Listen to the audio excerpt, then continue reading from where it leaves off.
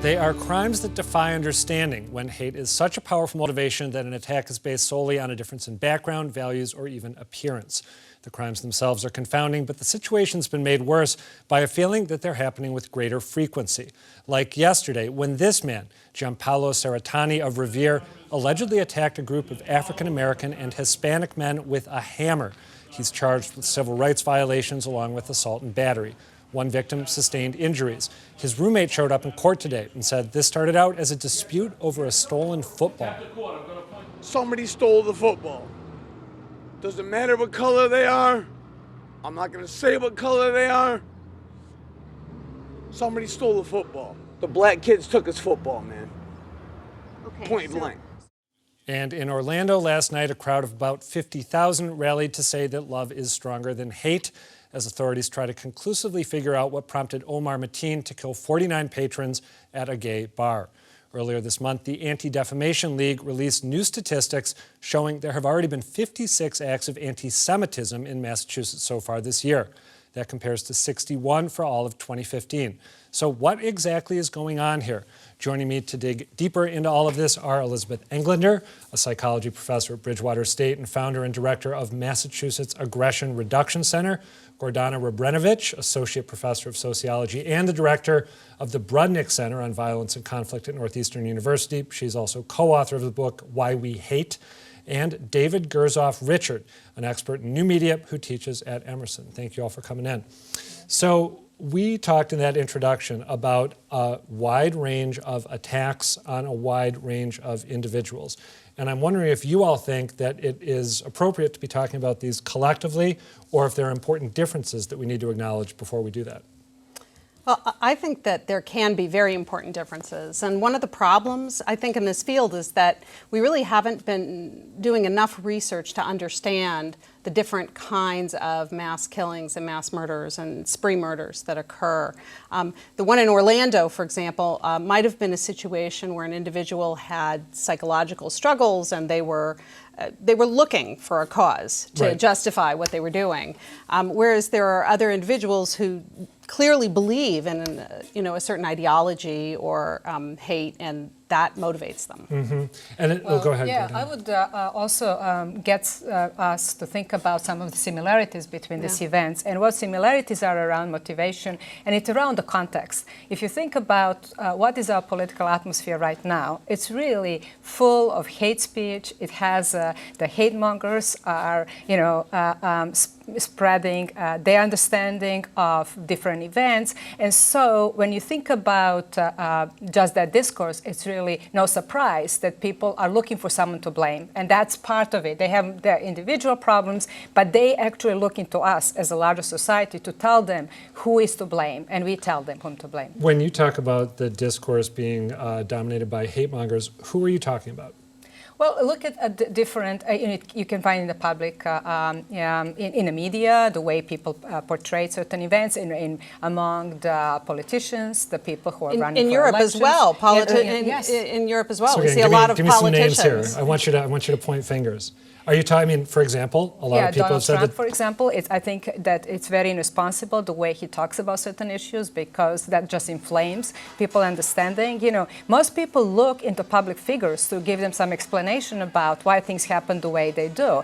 And, by being that type of public figure, being on television, we kind of expect a certain type of knowledge to be part of it. It's often for political reasons. David, you pay a lot of attention to the social media space. I'm wondering what role you think that plays. So you're asking for names, and I will say that there are no names when it comes to a lot of this because of the anonymity that a lot of the social web allows people. And what I mean by that is you're separated geographically, you're separated even by your name. You can take a different handle. You can hide behind all these different layers. And once that you're behind that, all of a sudden, bad behaviors start coming through. And when you see this at a macro scale, we all know with social media you can like things and you find the content that you're looking for. Well, imagine if you like hate, right? You start to very quickly find like-minded individuals. and it just starts to snowball this way. This social network is almost working against us if you're against hate. It gives momentum Yes. to whatever And inclinations even you if might you're have. the type of person who normally wouldn't express those kind of views, in a digital environment, it's very safe to do so, and so individuals may do so, and they can validate each other and sort of solidify these kind of thoughts. And do you think that then there's a sort of bleed out from the ethos of the darker corners of the social web into real, I shouldn't say real life because that is real It is life, real, but yeah. face-to-face physical interactions where people take that mode of interaction they've developed online and Definitely. You're seeing it. I mean, we're Yeah. seeing it where someone's motivated by hate posts through ISIS to pick up a gun and take action on what they're reading. Well, and the man in Britain who apparently killed Joe Cox, the Yeah. That's right. parliamentarian, remind me, did he make connections with this right-wing Nationalist group, that's right. A nationalist American group, Right, which he that's right. connected with online in some way. I don't know if it was social media or just some Well, Googling, it just but- tells you that there are no borders anymore, and Right. that is the part of it. It That's doesn't right. really matter. Is it United States? It's England. It's France. This is part of that. They can easily now connect and spread that type of understanding. But I would say this is what people think about. What is causing this problem? My life is lousy. Who is responsible for my lousy life? And then you look at people and says, oh, those are the people who are responsible. And also we make them vulnerable because if we attack them, they're already attacked by others. So, it's a validation of those type of And the views. more validation they get online Yes, and the more yes. validation they hear from politicians, then the more justified they feel in All right, this. so that raises for me a couple big questions, I think. The first is a question of terminology. How do you distinguish, in this environment that you've been talking about, how do you distinguish terrorism from a hate crime, from an act, a violent act committed by a mentally unstable individual in isolation or without terrorist ideologies or racist ideologies driving them, but maybe lurking on the margins? How do you know when one stops? It's very and the other hard starts? to distinguish between those. And when you're down on the ground looking at a real case, it'll often phase over from one category to another. I mean, this came out very quickly as a terrorist act. But now there are more and more pieces of information that are emerging that make it look as though this may be an individual who had no link to any terrorist organization, who in fact was just using that as a justification on the internet, using it as a justification for his own long Right. history of being aggressive. Right. My other big question is, one of the premises of this segment is that at least there is a sense that there's an increase in frequency of this type of thing. But I wonder if you are convinced that's the case. We saw the data from the ADL talking about anti-Semitic incidents in Massachusetts. But can we say conclusively that across the country, for example, that there has been an uptick in hate crimes or hateful behavior made, for political reasons, or do we not really know that? Yeah, I think also Southern Poverty Law Center, it's Yeah. also collecting data, and both ADL and the Southern Poverty are really two good places where, for research and keeping track of those events. Do you know what their data says? There is both argue that there is increase since actually 2008. Part of that is that when President Obama was elected, Right. there was a lot of fear from that now we're having a black president, and for some, especially white people, they feel like, okay, now the black people are going to take over, and this is issue of perception. It doesn't really going to be true, but that's what they feel.